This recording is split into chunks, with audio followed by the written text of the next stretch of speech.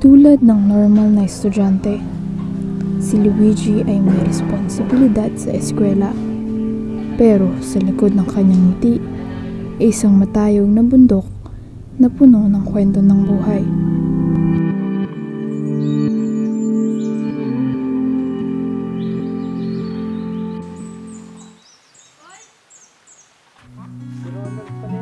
Sa bawat buko na kanyang inaani, may kaakibat na sakripisyo.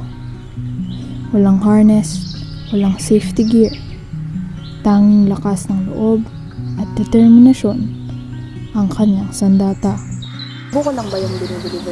Buko. Ay hindi, meron din palang iba kaso madalang lang. Talagang yung pinaka main lang talaga, buko talaga.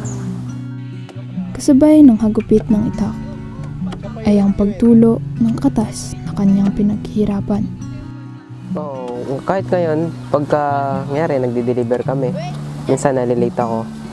Kasi yung oras talaga mahirap pabulin minsan, kaya minsan nakaka-apekto siya sa ano. Maliban sa mga punong buko, may mga hanay ng luntiang papaya at mga bungkos ng talong. Hindi man kalakihan ng lupang sinasaka, pero sapat ito para buhayin ang kanyang pamilya. Dito sa katabing lupa namin, di ba ito yung lupa namin? Yung sa taas nito banda, nabili siya ng isang attorney. Ngayon yung attorney na yon, isang araw, pinadalan kami ng sulat na dapat daw within 30 days umalis na kami dito. Kumbaga lahat ng mga ari-arian namin, dalhin namin, kailangan namin iwan yung lupa. Dahil daw yung lupang to, sa kanya daw. Kiniklaim niya na sa kanya, kasama niya daw nabili. Ano na kayang mangyayari sa kanilang lupang pinaghahanap buhay?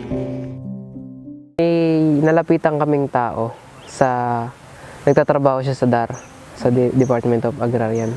Inimbitahan kami muna pala nung tao na yun na umattend sa pamamahayag ng iglesia noon panahon na yun. Ayun yung naging daan para mapunta kami sa iglesia. Mga nakalipas lang yung 6 months, nasolusyonan na namin yung problema namin dito sa lupa na to. Tumpok-tumpok na buko ang kailangang pagkasyahin sa maliit na motor.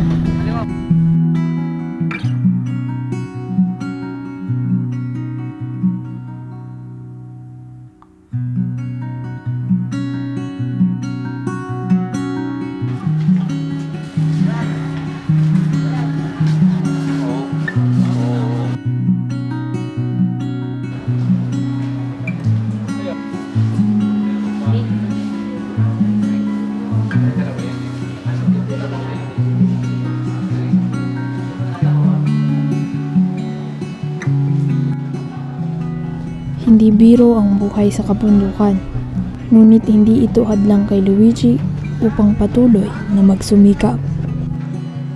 Sa kanyang balikat, pasa ng mga bungkos ng buko.